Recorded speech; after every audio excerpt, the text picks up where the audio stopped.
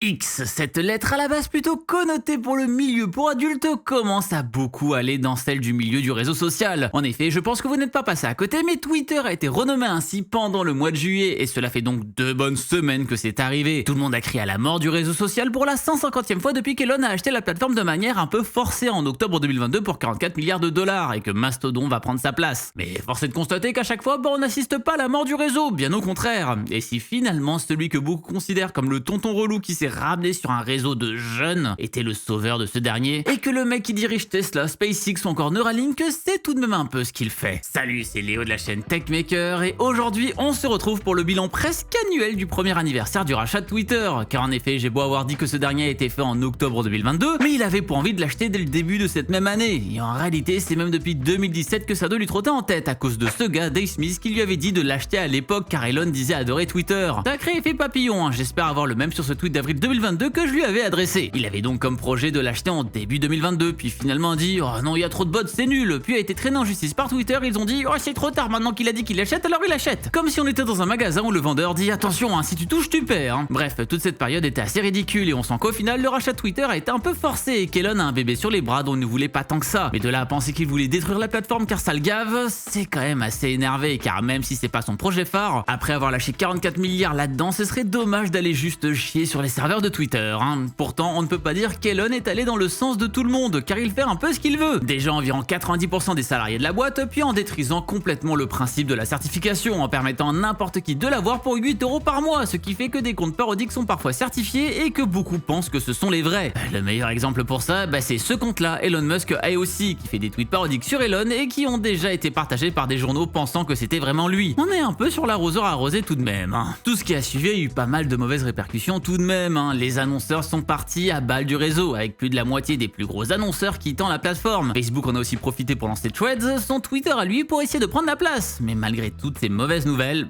Twitter est toujours debout. Enfin Twitter X maintenant. Car oui, vous l'aurez remarqué, mais l'icône sur votre téléphone a changé, et son nom aussi, ce qui a été galère sur iPhone d'ailleurs, car Apple refuse normalement les noms d'applications avec une seule lettre. Mais je pense que quand on s'appelle Elon Musk, on doit peut-être avoir certains arguments pour pouvoir outrepasser les règles. Hein. L'oiseau est en train de disparaître petit à petit au profit de ce caractère qui du coup est difficilement protégeable, hein. Mais c'est pas grave car c'est un rêve de ce monsieur depuis de longues années, depuis plus de 20 ans en fait, à l'époque où il était derrière le précurseur de PayPal, X.com. Bon, ça a été un flop et au final c'est devenu PayPal qui lui a été vendu par la suite pour eBay à 1,5 milliard de dollars en 2002, mais l'idée d'avoir son X partout est toujours là. Faut se rendre compte à quel point il est omnibulé par ça tout de même, hein. Il a appelé un de ses gosses XAE12 et il a voulu mettre un X géant lumineux en haut des buildings de Twitter, ce qu'il a fait ultra rapidement sans trop d'autorisation et qu'on lui a dit d'enlever seulement quelques jours après. Ouais, il demande vraiment rien à personne et on le voit un peu avec ce qui se passe sur le réseau. Il fait ce qui lui passe par la tête même si c'est mal vu. Il a rendu l'API beaucoup plus onéreuse, ce qui a détruit énormément de services, à l'instar de Reddit qui pour le coup avait pris une sauce beaucoup plus violente. Hein. Rappelez-vous du gros fuck space sur le Airplace organisé à l'arrache pour essayer de calmer les ardeurs. Il a fait revenir des comptes de gens qui étaient bannis comme Kanye West pour propos antisémites, ce qui lui fait mauvaise presse. Il limite la possibilité d'envoyer des messages privés si on ne paie pas l'abonnement à 8 € par mois, et il envoie carrément automatiquement un emoji caca dès qu'on veut contacter le service presse de Twitter.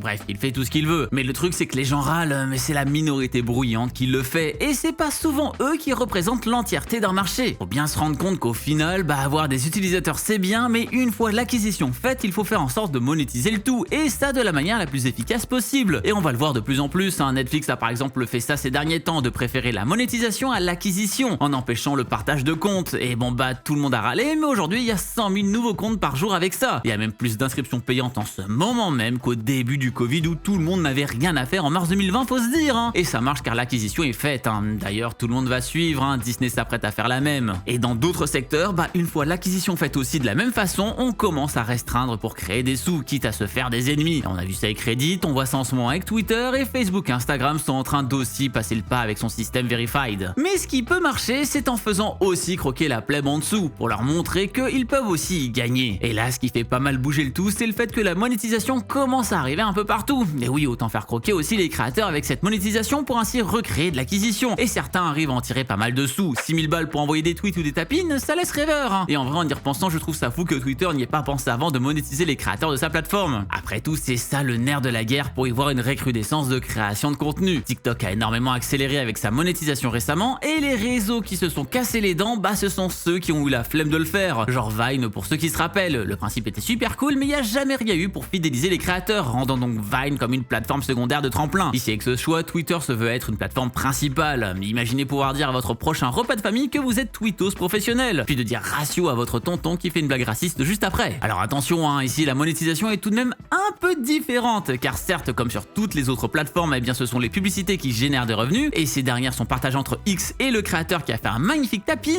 le nom qu'on utilise pour avoir lâché une vérité complètement banale. Mais la spécificité ici, c'est que c'est uniquement les comptes Twitter Blue, donc avec l'abonnement à 8 € par mois qui peuvent en bénéficier. Encore plus fourbe, c'est uniquement les vues de gens avec Twitter Blue aussi qui génèrent des sous. D'ailleurs, je parle de Twitter Blue, mais en vrai maintenant ça s'appelle X Premium. Ouais, compliqué à suivre et un peu pyramidal comme système quand même. Mais force est de constater qu'actuellement, ça rend tout le monde un peu content, donc à voir comment ça évolue dans le futur. Je vous ai moi-même partagé les revenus que j'ai pu avoir grâce à cette plateforme en ayant pris de mon côté l'abonnement payant le 15 juillet 2023. Et avec ça, j'ai généré 198,999792 $5 sur juillet. Ouais, ils voulaient vraiment pas me donner ce dollar en plus, Et ça pour à peu près 20 millions d'impressions. Et là, pour rendre le truc encore plus ouvert, la monétisation va être ouverte à ceux qui font au moins 5 millions d'impressions sur les 3 derniers mois, contre 15 auparavant. Et ouais, le changement se fait encore ultra vite, comme je l'ai dit, ça n'arrête pas de bouger. Là, ma vidéo sera peut-être obsolète dans 3 jours. Avec tout ça, l'intention est claire, montrer que poster sur la plateforme d'Elon peut être rentable et utile. Bon, utile, je suis pas sûr, mais au moins rentable. Et ça permet de donner l'envie de vouloir créer du contenu sur la plateforme. Et donc d'augmenter le nombre d'utilisateurs. C'est le nerf de la guerre de chaque réseau social après tout. Et si on peut rembourser l'abonnement avec, la plateforme en elle-même, c'est pas trop mal. Alors attention, ce n'est pas porteur que de bonnes nouvelles tout ça, en tout cas pour le moment, car actuellement c'est un beau foutoir et tout le monde est là à faire des tweets les plus catastrophiques les uns que les autres pour essayer de gratter des vues. Et le pire c'est que ça marche. J'ai fait celui-là qui aurait pu faire peur à l'Unfood Challenge en mode full second degré. Et bon il a tapé 1,5 million d'impressions pour le peu de nombre de likes qu'il a fait. Alors oui, 8000 c'est pas mal, mais si je compare celui-là qui a tout autant d'impressions, il a 41 000 j'aime. On va avoir une mouvance de créer sur le réseau pour plaire au plus grand nombre et être le plus vu possible, et surtout des gens qui ne vont pas forcément aller à la pêche aux republications aux likes, mais plutôt aux vues, ce qui en général va créer des messages prédestinés à créer peut-être de la discorde, car ce sont eux qui font réagir et qui vont être vus. Que ce soit positif ou négatif, c'est pas bien grave après. Il y a aussi un risque que la fake news soit encore plus alimentée à cause de tout ça, surtout si derrière des gens sont rémunérés pour avoir dit n'importe quoi. Le système n'est donc clairement pas parfait pour le moment, mais au vu des évolutions du réseau, je pense que des changements vont arriver assez vite. Typiquement, il existe maintenant là-bas un système de community note pour prévenir si quelqu'un dit de la D dans son message pour ainsi éviter de propager des fake news. Ça pourrait être couplé à une pénalité sur le système de rémunération de X par exemple. Bref, il y a encore beaucoup d'axes d'amélioration. Et quand je parle d'amélioration, je parle sur tout le réseau. Plus j'analyse tout ça, plus je me rends compte qu'avec le temps,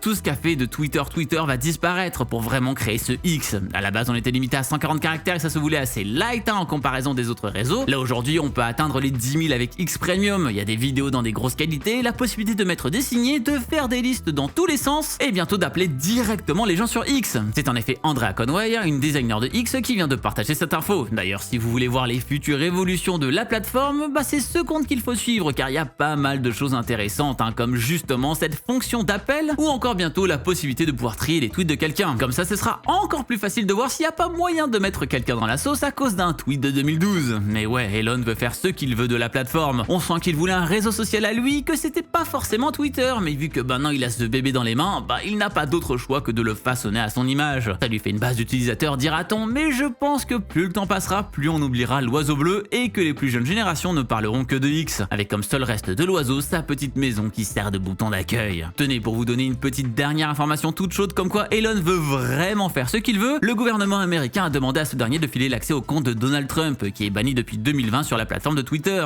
Et il a répondu non en fait. Et il a eu une amende de 350 000 $ pour ça. Mais ça montre bien qu'il fait ce qu'il veut et pas qu'on lui dise ce qu'il doit faire. Et pour le coup, en termes de réseau social, on n'a jamais vu autant de changements sur une période aussi courte, même si cela arrive avec quelques problèmes. On n'oubliera pas le fait que des fois il y a des majuscules et d'autres non, que des fois il y a des erreurs de typo dans les messages, mais au moins ça bouge à mort. Et rien que ça, c'est assez enivrant de voir le réseau se mouvoir à ce point. Là, je pense que personne ne peut prédire ce que sera Twitter dans 2 semaines. Alors que bon, le reste, qui a déjà vu Snapchat changer sur ces dernières années, mis à part rajouter un bot d'intelligence artificielle et les flammes payantes. Bref, vous en pensez quoi de tous ces changements pour le moment? Est-ce qu'Elon est un génie ou un énorme débile qui a de la chance pour le moment que son réseau ne soit pas tombé? Je vous laisse me dire ce que vous en pensez dans les commentaires juste en dessous. Et attention, cette vidéo n'est pas une ode à Elon Musk, mais je trouve ça toujours un peu facile de toujours bâcher le changement, de dire que ça va être nul, de vouloir absolument que rien ne bouge. Et je me dis que pour une plateforme dont on a prédit la mort 20 fois depuis 1 an et demi, que ça s'en sort pas si mal. À voir maintenant le futur avec les changements déjà présents et ceux qui vont arriver. Mais là, actuellement, le truc le plus énervé du game, Prime, le X Premium a déjà été suivi par Facebook alors qu'il ne bouge pas le petit doigt depuis des décennies eux aussi. Ça montre bien que dans le secteur, on ne trouve pas ces décisions si débiles que ça. Sur ce, je vous invite à aller voir 2 anciennes vidéos que j'avais pu faire sur le sujet il y a maintenant quelques temps. Je pense que ça peut être intéressant de voir ce que je disais à l'époque, savoir si j'ai eu raison sur certains points ou si je disais complètement n'importe quoi. Et d'ici la prochaine fois qu'on se voit, eh bien n'arrêtez jamais d'apprendre. Salut!